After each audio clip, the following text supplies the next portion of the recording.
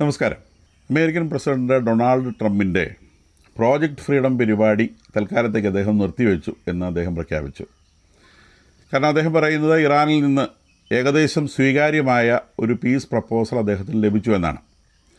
അപ്പം അവിടെ നിന്ന് ലഭിച്ച പീസ് പ്രപ്പോസലിന് ഒരു റിപ്ലൈ എന്ന നിലയ്ക്ക് ഒരു 1 പേജിലുള്ള പ്രപ്പോസൽ അമേരിക്ക തിരിച്ച് ഇറാന് കൊടുത്തിട്ടുണ്ട്. ഇറാൻ അത് സ്വീകരിക്കാമെന്ന സൂചനകൾ കാണിച്ചതിൻ്റെ അടിസ്ഥാനത്തിൽ തങ്ങൾ ഈ ഓപ്പറേഷൻ ഫ്രീഡം എന്ന് പറയുന്ന ആ പ്രോഗ്രാം തൽക്കാലത്തേക്ക് നിർത്തിവെച്ചു എന്നാണ് അദ്ദേഹം പറയുന്നത്.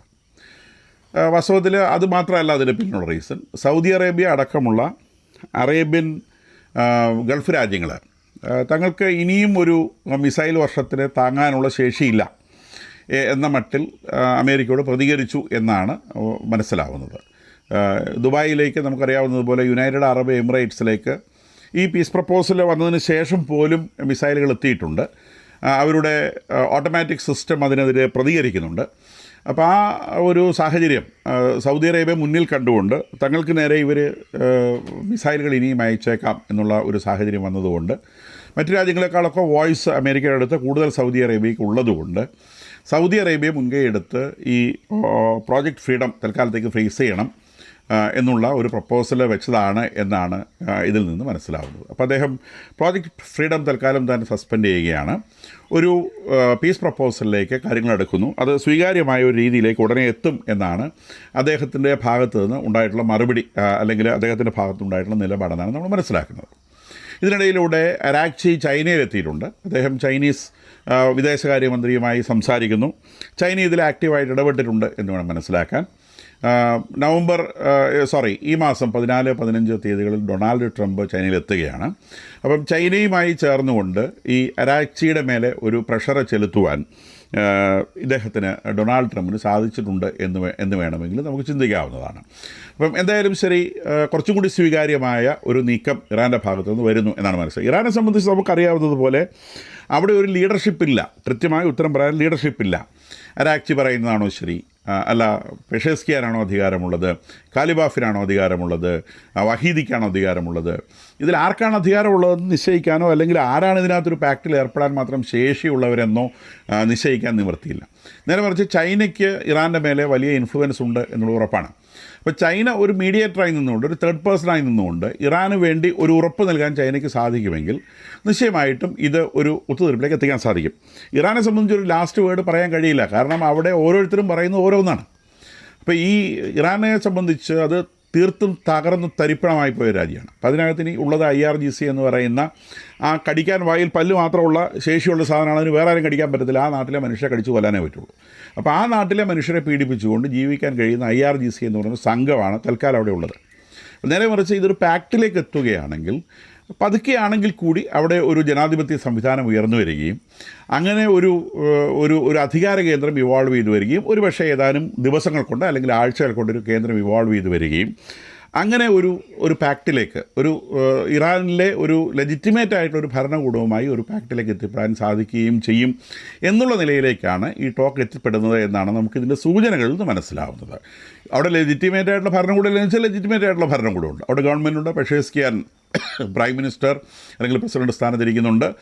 വിദേശകാര്യമന്ത്രി അരാക്ചിയുണ്ട്. മറ്റെല്ലാ മിനിസ്റ്റീരിയൽ പോസ്റ്റുകളിൽ ആളുകളുണ്ട്.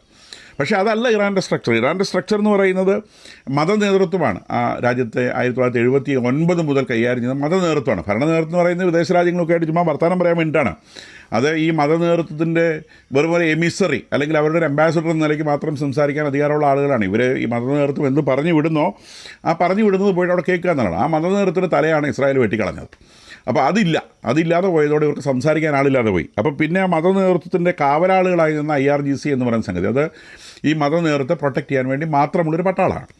ആ പട്ടാളത്തിൻ്റെ കയ്യിലാണ് ആയുധം മുഴുവനുള്ളത്. പിന്നെ ശബ്ദമുള്ളത് അവർക്കാണ്. അതിലാരാണ്? അതിൽ വിവിധ ശബ്ദങ്ങളാണ്. അതിൽ മുൻ കമാൻഡർമാരുണ്ട്, ഇപ്പോഴത്തെ കമാൻഡർമാരുണ്ട്, റീജിയണൽ കമാൻഡർമാരുണ്ട്. ഓരോരുത്തർക്കും ഓരോരോ ശബ്ദങ്ങളാണ്. ഇപ്പം യുണൈറ്റഡ് അറബ് എമിറേറ്റ്സിൽ പലതവണ മിസൈൽ വർഷമുണ്ടായി ഈ ദിവസങ്ങളിൽ. പക്ഷേ IRGC പറഞ്ഞ് ഞങ്ങൾ അയച്ചിട്ടില്ല എന്ന് പറയുന്നത്. ഇറാനിൽ നിന്ന് IRGC അയക്കാതെ പിന്നെ എങ്ങനെ മിസൈൽ വരുന്നത് എന്ന് പറഞ്ഞാൽ ഈ IRGC എന്ന് പറയുന്ന അഹമ്മദ് വഹീദി നയിക്കുന്നു എന്ന് വിശ്വസിക്കപ്പെടുന്ന ഈ തീവ്രവാദി പട്ടാളത്തിന്, ആത്മഹത്യാ പട്ടാളത്തിന് ഇപ്പോഴൊരു നേതൃത്വമില്ല എന്നുള്ളതാണ് സത്യം. അത് പലതായി പിരിഞ്ഞു കിടക്കണം, ഓരോരുത്തരും അവനവന് തോന്നുന്ന നിലയ്ക്ക്. കാരണം അവരെ സംബന്ധിച്ച് ഇങ്ങനെ ഈ ചാടി കുതിക്കാൻ നിൽക്കുന്ന കുതിരയെ കടിഞ്ഞാൻ പിടിച്ചു നിർത്തിയതുപോലെയാണ് ഇതിനകത്തുള്ള ഓരോ കമാൻഡർമാരെയും പിടിച്ചു നിർത്തിയിരിക്കുന്നത്. അവർ മരിക്കാൻ ഇങ്ങനെ വെമ്പൽ കൊണ്ട് നിൽക്കുകയാണ്, കാരണം സ്വർഗത്തിലെത്തണ്ടേ. അപ്പോൾ എങ്ങനെയെങ്കിലും പോയി അമേരിക്കയോട് മുട്ടിയിട്ടൊരു മരണം ഏറ്റുവാങ്ങണമെന്ന് വിചാരിച്ച് വാശി പിടിച്ച് നിൽക്കുന്നവൻ അമേരിക്ക ഓപ്പറേഷൻ ഫ്രീഡം തുടങ്ങി എന്ന് കേട്ടതേ അവർ മിസൈൽ അയച്ചു തുടങ്ങി. അപ്പോൾ അവരോട് ആരും അയക്കാൻ പറഞ്ഞതല്ല, അവർ അയച്ചു തുടങ്ങി എന്നുള്ളതാണ്. അപ്പോൾ ഇവരുടെ ഈ പ്രതികരണത്തിൽ നിന്ന് ഞങ്ങൾ UAEക്കെതിരെ മിസൈൽ അയച്ചിട്ടില്ല എന്ന പ്രതികരണത്തിൽ നമുക്ക് മനസ്സിലാവുന്നത് IRGC എന്ന് പറയുന്ന അതിന് നേതൃത്വത്തിരിക്കുന്ന അഹമ്മദ് വഹീദി എന്ന് പറയുന്ന ആൾക്കും ഈ IRGC എന്ന് പറയുന്ന സാധനത്തിന് മേലെ നിയന്ത്രണമില്ല എന്നുള്ളതാണ്. അപ്പോൾ അതുകൊണ്ട് തന്നെ ഇവർക്ക് ഒരു പീസ് പ്രപ്പോസൽ കോൺക്രീറ്റ് ആയിട്ട് ഇതിൻ്റെ മുൻപിൽ വെക്കാൻ പറ്റുന്നില്ല. അപ്പോൾ ഇപ്പോൾ വെച്ചിട്ടുള്ള ഒരു 1 പേജ് മെമ്മോറാണ്ടം എന്ന് പറയുന്നത് അത് അമേരിക്കയും പാകിസ്ഥാനും ഒരു പക്ഷേ ചൈനയുടെ കൂടി സഹകരണത്തോടു കൂടി ഉണ്ടാക്കിയിട്ടുള്ള സംഘടന. അതിനകത്ത് പ്രധാനപ്പെട്ട പോയിൻ്റ് 14 പോയിൻറ്റുകളുണ്ട് എന്നാണ് പറയപ്പെടുന്നത്. മുഴുവനായിട്ടുള്ള കാര്യങ്ങൾ ആർക്കും അറിയില്ല. അപ്പോൾ അതിൽ ഒന്നാമത്തെ പോയിൻ്റ് എന്ന് പറയുന്നത് ഒരു it is A 14 point memorandum. അതിനകത്ത് 14 പോയിൻറ്റുകളാണുള്ളത്. അതിൽ ഒന്നാമത്തത് Iran may post nuclear programmes. തൽക്കാലത്തേക്ക് ഇറാൻ്റെ എല്ലാ ന്യൂക്ലിയർ പ്രോഗ്രാംസും തൽക്കാലത്തേക്ക് സസ്പെൻഡ് ചെയ്യുന്നു. ഇറാനിൽ നിന്ന് ന്യൂക്ലിയർ ഫ്യൂവൽ മാറ്റുന്നതിനെക്കുറിച്ചല്ല, ഇറാൻ്റെ എല്ലാ ന്യൂക്ലിയർ പവർ സ്റ്റേഷൻസും ഷട്ട് ഡൗൺ ചെയ്യുന്നു താൽക്കാലികമായിട്ട്. നെഗോസിയേഷൻ തുടരുകയാണ്. 2, US ഇറാന് നേരെയുള്ള എല്ലാ സാങ്ഷൻസും എടുത്തു നിൽക്കുകയും ഇതുവരെ ഫ്രീസ് ചെയ്തിട്ടുള്ള എല്ലാ ഫണ്ടുകളും റിലീസ് ചെയ്യുകയും ചെയ്യുന്നു. അപ്പോൾ US ഫണ്ടുകൾ ഫ്രീസ് ചെയ്തൊക്കെ റിലീസ് ചെയ്യുന്നു. എല്ലാ സാങ്ഷൻസും ഒഴിവാക്കുന്നു. അവർക്ക് ഓയിൽ വിൽക്കാൻ പാടില്ല, അങ്ങനത്തെ കുറേ സാങ്ഷൻസ് ഉണ്ട്. ആ സാങ്ഷൻസ് എല്ലാം US ഒഴിവാക്കുന്നു. 3, straight of Hormuz totally free ആക്കുന്നു. ഇറാനും അവിടെ നിന്ന് പിൻവാങ്ങുന്നു, USഉം അവിടെ നിന്ന് പിൻവാങ്ങുന്നു. 4, 30 ദിവസത്തേക്ക് കണ്ടിന്യൂസ് ആയി ചർച്ച നടത്തുന്നു. 30 ദിവസത്തെ കണ്ടിന്യൂസ് ആയിട്ടുള്ള ചർച്ചയുടെ അവസാനത്തിൽ ഒരു കോൺക്രീറ്റ് ആയിട്ടുള്ള ഒരു അഗ്രിമെൻറ്റിലേക്ക് എത്തുന്നു. ഇതാണ് ഇപ്പോൾ ഇതിനകത്തുള്ള പ്രധാനപ്പെട്ട പോയിൻറ്റ്സ് ആണ് മനസ്സിലാവുന്നത്. നിശ്ചയമായും ഇങ്ങനത്തെ ഒരു കാര്യം 30 ദിവസം കൊണ്ട് ഒരു കോൺക്രീറ്റ് മെമ്മോറാണ്ടത്തിൽ എത്തും എന്ന് ഇറാനിൽ നിന്ന് പറയുന്ന ഒരു വാക്കിന് പുല്ല് വില പോലും ഇല്ല എന്നുള്ളത് കോമൺ സെൻസ് ഉള്ളവർക്കറിയാം. അപ്പോൾ ഇതിനകത്തൊരു ഗ്യാരണ്ടറുണ്ട്. ആ ഗ്യാരണ്ടർ നിശ്ചയമായും ചൈന ആവാനാണ് സാധ്യത. കാരണം ഈ 14, 15 തീയതികളിൽ ഡൊണാൾഡ് ട്രംപ് ചൈന സന്ദർശിക്കുന്നുണ്ട്. അപ്പോൾ ചൈന ഇതിൻ്റെ ഇടയിൽ വരികയും ഇത്തരത്തിലൊരു പ്രപ്പോസൽ ചൈനയുടെ കൂടെ സഹായത്തോടെ ഓഫ് കോഴ്സ് പാകിസ്ഥാനാണ് ഇതിനകത്ത് മീഡിയേറ്റർ ആകുന്നത്. ചൈന ഇങ്ങനത്തെ കാര്യങ്ങളൊന്നും ഇടപെടുകയല്ലെന്ന് നമുക്കറിയാം, ചൈനയുടെ രീതി അതാണ്. അപ്പം ഈ പാകിസ്ഥാനിലൂടെ ചൈന എക്സ്പ്രസ് ചെയ്ത് ഒരുപക്ഷെ ഡൊണാൾഡ് ട്രംപുമായി നേരിട്ട് ഉള്ള സംസാരത്തിൽ ഇടപെട്ട് അവർ പറഞ്ഞിട്ടുള്ള ഒരു കണ്ടീഷനായിരിക്കാം 30 ദിവസം കൊണ്ട് ഈ പ്രശ്നം ഞങ്ങൾ തീർത്തു തരാം എന്ന് അവരുടെ ഭാഗത്ത് നിന്ന് ഒരു പ്രോമിസ് അമേരിക്ക ലഭിച്ചിട്ടുണ്ടാവാനാണ് സാധ്യത എന്ന് വേണം വിചാരിക്കാൻ. അപ്പോൾ ഈ ഒരു പോയിന്റിലാണ് നിൽക്കുന്നത്. ഇന്ന് വ്യാഴാഴ്ച, ഇന്ന് ഇതിന് മറുപടി ഇറാൻ കൊടുക്കുമെന്നാണ് പറയുന്നത്. അപ്പം ഇറാനെ സംബന്ധിച്ച് ഇത് ഒരു കോൺസെൻസസിൽ എത്തിക്കാൻ വലിയ ബുദ്ധിമുട്ടാണ്. പക്ഷേ ചൈന ഇവിടെ ഉള്ളതുകൊണ്ടും IRGCക്ക് വെപ്പൺസും മറ്റ് സൗകര്യങ്ങളും മുഴുവൻ ലഭിക്കുന്നത് ചൈനയിൽ നിന്നായതുകൊണ്ടും സ്വാഭാവികമായിട്ടും ചൈനയ്ക്ക് IRGCയുടെ മേലെ നല്ല പിടി ഉണ്ടാവും എന്നാണ് മനസ്സിലാക്കേണ്ടത്. അപ്പം കൂടാതെ ഈ പറയുന്ന ആളുകളെ എല്ലാവർക്കും പാകിസ്ഥാന് പരിചയമുണ്ട്. കാരണം എവിടെയെല്ലാം ഭീകരവാദികളുണ്ടോ ഭീകരവാദികളുടെ എല്ലാം ഈറ്റില്ലമായിട്ട് പാകിസ്ഥാനുണ്ട്. അപ്പോൾ സ്വാഭാവികമായിട്ടും IRGCയുമായിട്ടും അവർക്ക് ബന്ധമുണ്ട്. അപ്പോൾ ഈ ബന്ധങ്ങൾ ഉപയോഗിച്ച് ഇതൊരു പാക്റ്റിലേക്ക് എത്താനുള്ള സാധ്യത നമുക്ക് തള്ളിക്കളയാൻ പറ്റില്ല. പക്ഷേ അപ്പോഴും US ഈ ഓപ്പറേഷൻ പ്രോജക്റ്റ് ഫ്രീഡം നിർത്തിയിട്ടുണ്ടെങ്കിലും അവരവിടുത്തെ ആക്ടിവിറ്റീസ് നിർത്തിയിട്ടില്ല. ഇറാനിൽ നിന്ന് പുറത്തേക്ക് പോയ ഒരു ഓയിൽ ടാങ്കറിനെ US ജെറ്റിൽ നിന്ന് മിസൈൽ അയച്ച് ഫയർ ചെയ്തിട്ടുണ്ട്. അപ്പം അത് ഇന്നലെ ബുധനാഴ്ച സംഭവിച്ച കാര്യമാണ്. ഇറാനിൽ നിന്ന് പോയ ഒരു ഓയിൽ ടാങ്കറിനെ US നിന്ന് മിസൈൽ ഉപയോഗിച്ച് ആക്രമിച്ചിട്ടുണ്ട്. കൂടാതെ ഈ നമ്മുടെ ഡൊണാൾഡ് ട്രംപിൻ്റെ സ്ഥിരമായിട്ടൊരു പല്ലവി ഉണ്ടല്ലോ, ഇപ്പം സമാധാനത്തിന് കാച്ചുകളി, അത് പുള്ളി വീണ്ടും പ്രയോഗിച്ചിട്ടുണ്ട്. അതിപ്പം ഈവൻ ഇന്നലെ വൈകിട്ട് വരെ അദ്ദേഹം ഇതാ നിങ്ങളുടെ മുമ്പുള്ള അവസാനത്തെ അവസരമാണിത്, ഇത് പോയി കഴിഞ്ഞാൽ നാളെ മുതൽ നിങ്ങളുടെ രാജ്യം മൊത്തം ഞങ്ങൾ ബോംബിട്ട് മഴയുണ്ടാക്കും എന്നൊക്കെ അദ്ദേഹത്തിൻ്റെ പ്രസ്താവന ആസ് യൂഷ്വൽ അദ്ദേഹം നടത്തിക്കൊണ്ടിരിക്കുന്നുണ്ട്. അപ്പം ഈ ഒരു ഭാഗത്ത് അല്ലെങ്കിൽ ഇറാനിൽ ഇത്തരം കാര്യങ്ങൾ നടക്കുമ്പോഴും ഇതിൻ്റെ ഭാഗമാണ് ഹിസ്ബുള്ള എന്ന് പ്രഖ്യാപിച്ച ഇറാനെ കളിയാക്കിക്കൊണ്ട് ഇസ്രായേൽ അവരുടെ എല്ലാ പരിപാടിയും വീണ്ടും പുനഃസ്റ്റാർട്ട് ചെയ്തിട്ടുണ്ട്. ഇന്നലെ അവർ ബെയ്റൂട്ടിലും ബോംബ് ചെയ്തിട്ടുണ്ട്. അപ്പോൾ ആ വെടിനിർത്തൽ ഇതിൻ്റെ ഭാഗമായിട്ടൊരു വെടിനിർത്തൽ അമേരിക്കയുടെ സാന്നിധ്യത്തിൽ, അമേരിക്കയുടെ മീഡിയേഷനിൽ ലെബനോണും ഇസ്രായേലും തമ്മിൽ എത്തിച്ചേർന്ന കാര്യം നമുക്കറിയാം. അതിൽ ഹിസ്ബുള്ളയ്ക്ക് പങ്കില്ല. ഹിസ്ബുള്ളയുമായിട്ട് സംസാരിക്കാൻ ഇസ്രായേൽ തയ്യാറുമല്ല. കാരണം ഹിസ്ബുള്ള അവരെ സംബന്ധിച്ചൊരു ഭീകര സംഘടനയാണ്. ലെബനോണാണ് രാജ്യം. അപ്പോൾ ലെബനോണിൽ ജോസഫ് ആവണുമായിട്ട് അവിടുത്തെ പ്രസിഡൻറ്റുമായിട്ട് സംസാരിക്കാനേ ഞങ്ങൾ തയ്യാറുള്ളൂ എന്നുള്ളതാണ് ഇസ്രായേലിൻ്റെ സ്റ്റാൻഡ്. അപ്പോൾ ആ സ്റ്റാൻഡ് വെച്ചുകൊണ്ട് അവരൊരു സീസ് ഫയറിലെത്തിയിരുന്നു. ആ സീസ് ഫയർ പ്രകാരം ബെയ്റൂട്ട് ആക്രമിക്കുകയില്ല എന്നാണ് തങ്ങൾ പറഞ്ഞതെന്നാണ് ഇസ്രായേൽ പറയുന്നത്. ടോട്ടൽ സീസ് ഫയർ ആയിരുന്നു എന്നാണ് ജോസഫ് ആവൺ പറഞ്ഞിരുന്നത്. പക്ഷേ അദ്ദേഹത്തിന് ഈ ഹിസ്ബുള്ളയെ നിയന്ത്രിക്കാൻ നിവൃത്തിയില്ലാത്തതുകൊണ്ട് പുള്ളി അതിന് മേലെ വല്ലാതെ വാശി പിടിക്കുന്നില്ല. എന്തായാലും ഇസ്രായേൽ അവരുടെ ഈ സീസ് ഫയർ എഗ്രിമെൻറ്റ് വന്നതിന് ശേഷം അവരുടെ ആക്രമണം തെക്കൻ ലെബനോണിലേക്ക് അവർ ചുരുക്കി നിർത്തിയിരുന്നു.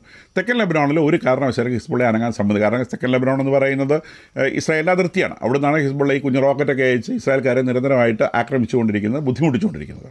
അതുകൊണ്ട് തെക്കൻ ലെബനോണിലെ ലത്താനിയ റിവർ എന്ന് പറയുന്ന ഒരു ലെബനോൺ ക്രോസ് ആയി പോകുന്ന ഒരു റിവറുണ്ട്. ലെബനോണിൻ്റെ വിലങ്ങനെ അങ്ങ് പോവാണ്, രാജ്യം എൻ്റെ രാജ്യത്തെ കവർ ചെയ്തുകൊണ്ട്. അപ്പോൾ അത് ലെബനോണിൻ്റെ ഒരു 20% ഭൂമി ആ ലത്താനിയ റിവറിൻ്റെ തെക്ക് ഭാഗത്താണുള്ളത്. ആ തെക്ക് ഭാഗത്തേക്ക് ഒരുത്തിനും താമസിക്കേണ്ട, അതൊരു ബഫർ സോണായിട്ട് അവിടെ നിൽക്കട്ടെ. അതിൻ്റെ വടക്ക് ഭാഗത്ത് ലെബനോൺകാരടക്കമുള്ളവർ താമസിച്ചാൽ മതി. കാരണം അവിടെയൊക്കെ താമസിക്കുന്നത് ഈ ഹെസ്ബുള്ള അഫിലിയേഷനുള്ള ഇസ്ലാമിസ്റ്റുകളാണെന്നാണ് ഇസ്രായേൽ വാദിക്കുന്നത്. അവിടുത്തെ വീടുകളെല്ലാം മിക്കവാറും അവർ നശിപ്പിച്ച് കളഞ്ഞിട്ടുണ്ട്. അപ്പോൾ അവിടേക്ക് പ്രവേശിക്കാൻ ശ്രമിക്കുന്നവരെ അവർ ആക്രമിക്കുന്നു, അവിടുത്തെ ഹിസ്ബുള്ള ബിൽഡ് ഔട്ടുകൾ ആക്രമിക്കുന്നു. അതവർ നിർത്തിയിട്ടുണ്ടായിരുന്നില്ല. പക്ഷേ അതിനുശേഷം അവർ ബെയ്റൂട്ട് ആക്രമിച്ചിരുന്നില്ല. പക്ഷേ ഇന്നലെ അവർ ബെയ്റൂട്ടും ആക്രമിച്ചു. കൂടാതെ കൂടുതൽ ശക്തമായി അവർ ഹമാസിനെതിരെയുള്ള ആക്രമണം ഗാസയിൽ അവർ തുടരുന്നു. വെസ്റ്റ് ബാങ്കിലും അവർ ഇസ്ലാമിക ഭീകരവാദികൾക്കെതിരെ ആക്രമണം കൂടുതൽ ശക്തമാക്കും എന്നുള്ളതാണ് വാർത്ത. എന്ന് പറഞ്ഞാൽ ഈ പറയുന്ന പാക്റ്റ് ഉണ്ടാക്കുന്നതിൽ ഇസ്രായേൽ തീരെ തൃപ്തരല്ല എന്നുള്ളതാണ് ഇതിൽ നമുക്ക് മനസ്സിലാവുന്നത്. കാരണം അവരെ സംബന്ധിച്ച് ഇത് ഫിനിഷ് ചെയ്ത് ക്ലോസ് ചെയ്യേണ്ട ഒരു ടോപ്പിക്കാണ്. അപ്പോൾ ഇത് ക്ലോസ് ചെയ്യാതെ നിർത്തുന്ന അമേരിക്കയെ സംബന്ധിച്ച് അമേരിക്കൻ ജനവികാരം എന്ന് പറയുന്നത് ഈ യുദ്ധത്തിനെതിരാണ്. അതിൻ്റെ റീസൺ ഇത്രയേ ഉള്ളൂ. വളരെ ചെറുപ്പക്കാരായിട്ടുള്ള ആളുകളെ സംബന്ധിച്ച് അവരുടെ തലയുടെ മുകളിൽ തൂങ്ങിക്കിടക്കുന്ന ഈ ന്യൂക്ലിയർ വെപ്പൺ എന്ന് പറയുന്ന വാള് അവർക്ക് തിരിച്ചറിയാൻ സാധിക്കുന്നില്ല എന്നുള്ളതാണ്. ഇപ്പോൾ ട്രംപ് വളരെ സീനിയർ ജനറേഷനിൽപ്പെട്ട ആളായതുകൊണ്ടും അദ്ദേഹത്തിന് ചരിത്രവും ലോകവും അറിയാവുന്നതുകൊണ്ടും നാളെ അമേരിക്കയെ ഫേസ് ചെയ്യാൻ പോകുന്ന ഏറ്റവും വലിയ പ്രശ്നം ഇറാനിലെ ന്യൂക്ലിയർ വെപ്പണും അവരുടെ ലോങ് റേഞ്ച് മിസൈലുകളുമാണെന്ന് അദ്ദേഹത്തിന് അറിയാവുന്നതുകൊണ്ടാണ് അദ്ദേഹം ഈ ഇറാനെതിരെ ഈ ആക്രമണത്തിനാണെങ്കിൽ പുറപ്പെടുന്നത്. നേരെ മറിച്ച് ഇന്നത്തെ ജീവിതം മാത്രം കാണുന്ന യുവതലമുറയെ സംബന്ധിച്ച് ഒരു പരിധിവരെ സുഖലോലുപതിയിൽ മുങ്ങിപ്പോയ ആളുകളെ സംബന്ധിച്ച് യുദ്ധത്തിൻ്റെ ബേർഡൻസ് വരുമ്പോൾ, അതായത് ചിലവ് കൂടുന്ന സമയത്ത്, അല്ലെങ്കിൽ ആരെങ്കിലും ഒരു പട്ടാളക്കാരൻ മരിക്കുന്ന സമയത്ത് അവർക്ക് താങ്ങാനാവുന്നില്ല. ഒരു ഡെമോക്രാറ്റിക് ഗവൺമെൻറ് എന്ന നിലയിൽ ട്രംപിനെ സംബന്ധിച്ച് അവരുടെ രാജ്യത്ത് ജനങ്ങൾ പറയുന്നത് കേട്ടേ പറ്റൂ. IRGCക്ക് അങ്ങനത്തെ വിഷയമില്ല, അവർക്ക് ജനമില്ല. ആ രാജ്യത്തെ മുഴുവൻ ജനം മരിച്ചു പോയാലും അവരെ സംബന്ധിച്ച് പ്രശ്നമില്ല. അതുകൊണ്ട് അവർക്ക് തങ്ങൾ മരിച്ചു തീരുന്നത് വരെ യുദ്ധം തുടരാൻ അവർക്ക് ബുദ്ധിമുട്ടില്ല. ട്രംപിന് അത് സാധിക്കില്ല. കാരണം ട്രംപ് ഒരു ഡെമോക്രാറ്റിക് രാജ്യത്തിൻ്റെ തലപ്പത്തിരിക്കുന്ന ആളാണ്. ഓരോ പൗരനോടും അയാൾ ഉത്തരം പറയേണ്ടതുണ്ട്. അതുകൊണ്ട് തന്നെ ഒരു നെഗോഷിയേറ്റഡ് സെറ്റിൽമെൻറ്റിലേക്ക് എത്താൻ അദ്ദേഹത്തിന് താല്പര്യമുണ്ട് എന്നുള്ളൊരു വസ്തുതയാണ്.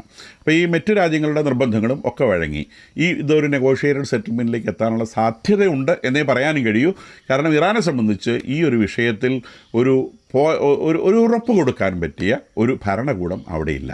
അപ്പോൾ അമേരിക്കയെ തൃപ്തിപ്പെടുത്തുന്ന തരത്തിൽ ഇറാൻ്റെ ഭാഗത്ത് നിന്ന് ഞങ്ങൾ ഇങ്ങനെ ഒരു പാക്റ്റ് ഉണ്ടാക്കി നിങ്ങൾ ഷെയ്ക്ക് ഹാൻഡ് കൊടുക്കാൻ ഏത് കൈയാണ് അവിടെ കരുത്തുള്ളത് അതാണ് ഇപ്പോൾ വാസ്തവത്തിൽ ഏറ്റവും പ്രധാനപ്പെട്ട വിഷയം. ഈ നെഗോഷിയേറ്റഡ് സെറ്റിൽമെൻറ്റിനകത്തുള്ള പോയിൻറ്റുകളേക്കാളേറെ പ്രധാനപ്പെട്ട കാര്യം ഈ നെഗോഷിയേറ്റഡ് സെറ്റിൽമെൻറ്റിലെത്താൻ മാത്രം അധികാരമുള്ള, അല്ലെങ്കിൽ അങ്ങനെ ഒരു കാര്യം പറയാൻ ശേഷിയുള്ള, ഉറപ്പ് കൊടുക്കാൻ ശേഷിയുള്ള ഏത് അധികാര കേന്ദ്രമാണ് ഇറാനിലുള്ളത് എന്നുള്ളതാണ് ഇറാനെ സംബന്ധിച്ച് പ്രധാന പ്രശ്നം.